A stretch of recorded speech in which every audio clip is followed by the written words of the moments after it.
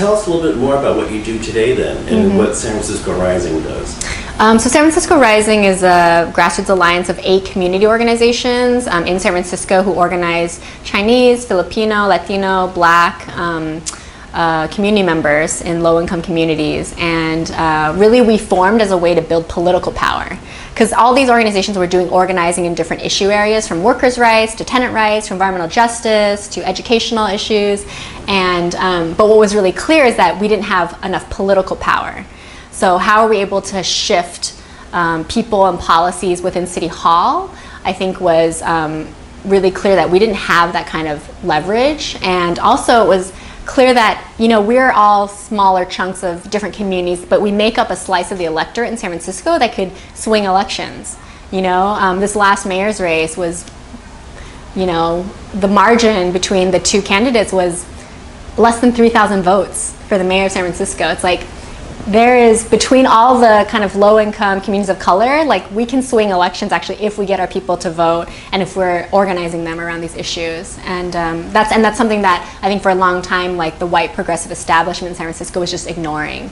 Their kind of, you know, sense was, well, we, you know, one, they couldn't talk to those communities and have the cultural language skills to do it, and it was,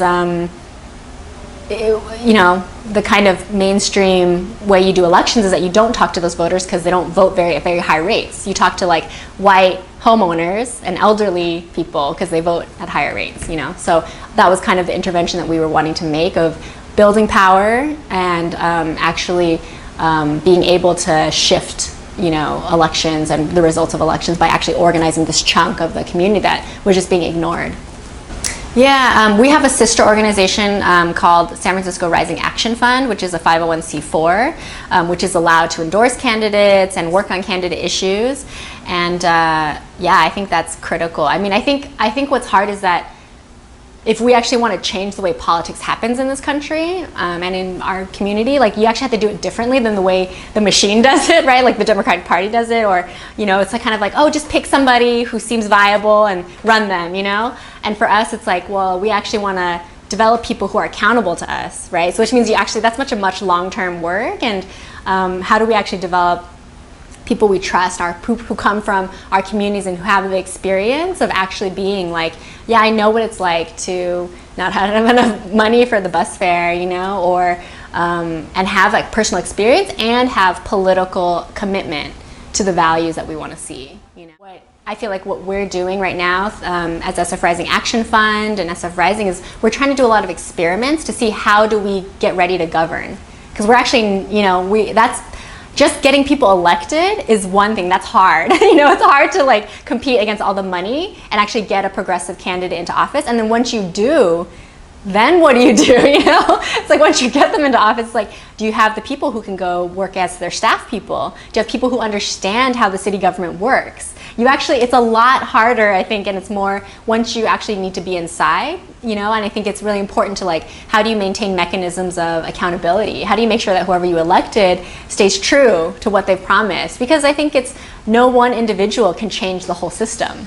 Like no one individual politician, no one mayor can change the way all of San Francisco works, right? So I think there's roles for people, but if we're not being very realistic about here's how it works, here's how we want to intervene, and we have to build our capacity to do that, then I think we're going in and kind of we're setting ourselves up to fail a little bit. But I think it's like, how do we set ourselves up to try something and see if it works, and then okay, if it didn't work, like what do we need to do differently? You know, I think there's a lot of I don't feel like I have the answer of like, we just need to do X, Y, Z, and then therefore we'll have a socialist government. It's actually like, I don't know that there's, I think, a lot of room for experimentation. And San Francisco has a particular setup, right, where it's seen as the most progressive, seen as a very liberal city, and in some ways it is, and in some ways it is so corrupt how inequality is so stark in San Francisco. It's probably it is the most unequal city, I think, in the country, for sure in the state. But it's like when you see like shanty towns underneath the freeways, and then you see huge like Salesforce towers, like luxury condos that are sitting empty, it's like that's not what our vision of a progressive city should be, right? So there's tons of contradictions within San Francisco, and it's also like we should, you know, figure out how do we expose those contradictions to actually fight for something that, actually could live up to what its liberal progressive ideals are, Well, I think what's really interesting is the rise of a lot of people who are like previously were not super engaged, like after Trump's inauguration in 2016, you saw just masses of people who were like, this is wrong. And like, I'm going to come out and I'm going to like go to a march or protest for the first time. I'm going to go fly to DC to participate in the Women's March. Like that is a big difference. I think that's a very like quantitative difference in the number of people who think that this country is going in the wrong direction, and who for maybe the first time are want to say like, I want to do something. I want to engage my neighbors. I want to run for office, whatever, all the different ways that people have been told like, hey, you should do something about this, get involved in the resistance, right? And I think that it's our job to like figure out how to absorb those people into our organization. Our movement of immigrant, undocumented folks, we're in a time of attack, and there's a lot of fear and anger in the community. We need other people to stand with us because we feel so alone, right? So like, how does bringing those people in create more strength? Instead of seeing it as oh, well, they just don't understand. It's true, they don't understand, but they can. So it's like, how do we politicize and develop people so that the most vulnerable like actually have a real chance of fighting back, That it does give me hope that like, if regular people who don't consider themselves political are like thinking about these things and donating their money and, like thinking about how do I want my kids to grow up, like, I think that's an opening for us. And I don't know how it's gonna turn out, but I feel like this is a moment to also even think broadly about, who is our kind of coalition that needs to unseat Donald Trump in 2020.